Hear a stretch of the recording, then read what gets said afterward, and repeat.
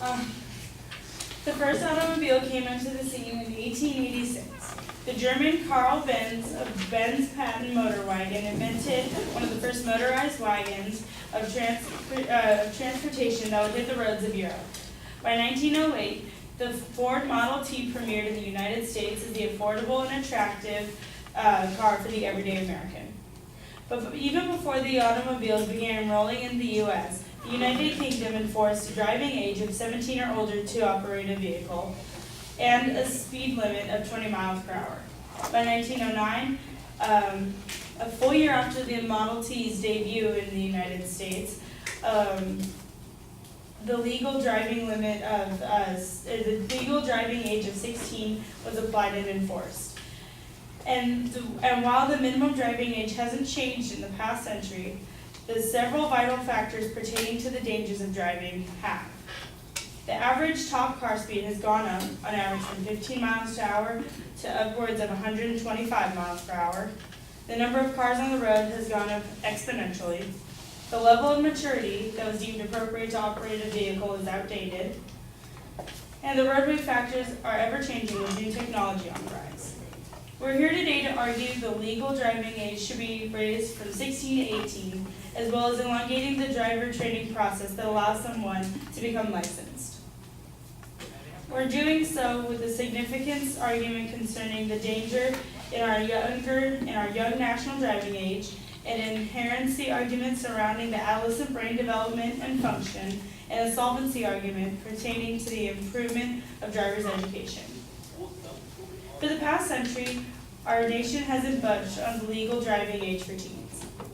16 has been the magic number to grant a person the right to get behind the wheel of the car to operate it with full control. But is this the safest option for our roadways? According to BBC News America, 6,428 U.S. vehicle fatalities involved 15 to 28-year-olds in 2008 alone. But the problem is international. A report in the Guardian publication cited that more than 20% of deaths in British roadways were involving drivers 17 to 24 in the year 2011. The sad truth is drunk driving is still prevalent in America. In 2012, there were 10,322 deaths, as reported by Mothers Against Drunk Driving Association, MADD, caused by drunk drivers in the country. There was no doubt that a large fraction of these deaths were teenage drivers who came up against a drunk driver and didn't stand a chance. This is due in large part to a lack of knowledge and experience of what to do in circumstances that drunk or anywise other dangerous driver presents themselves on the road.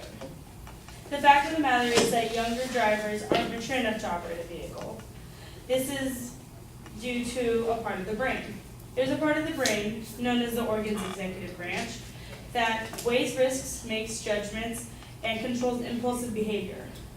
Reported by USA Today, scientists at the NIH campus in Bethesda, Maryland, have found that this vital area of the brain develops through the teenage years but isn't fully mature until age 25.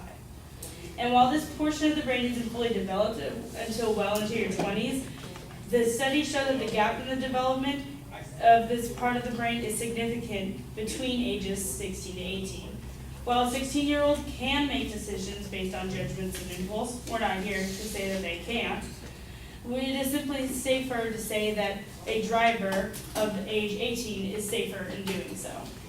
Robert Davis, the author of this article, notes that automobile safety experts fear that most 16-year-olds, whom are the youngest licensed drivers in most states, are too immature to handle the cars and roadway risks of today.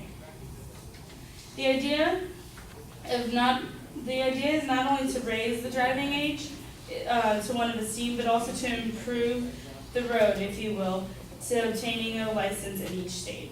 The first course of action that must be taken is to unify the process of becoming licensed. The discrepancies between each state's laws pertaining to driving and the steps that a young adult must take to get their driving privilege are messy and hard to decipher. Provisional periods, freedoms, and ages based on 6-month periods are blurred in the line between state to state. If the entire country came together under one driving code, as far as general law practices went, there would be far less problems as far as this issue goes. Second, the ease that comes with online driver's education needs to end, and real-life training and skills need to be taught. There's a stigma of obvious and useless facts that are taught in online programs that overshadows the seriousness that surrounds driver's education.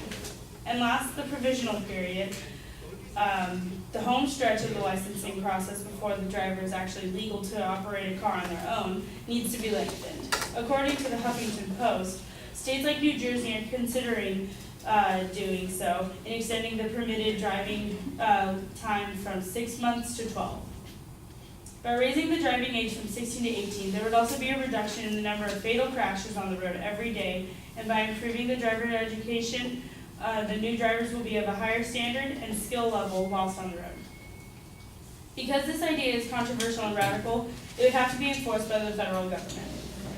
There would have to be approval from both the United States Senate and House of Representatives to be pushed through and to unify national driving sanctions.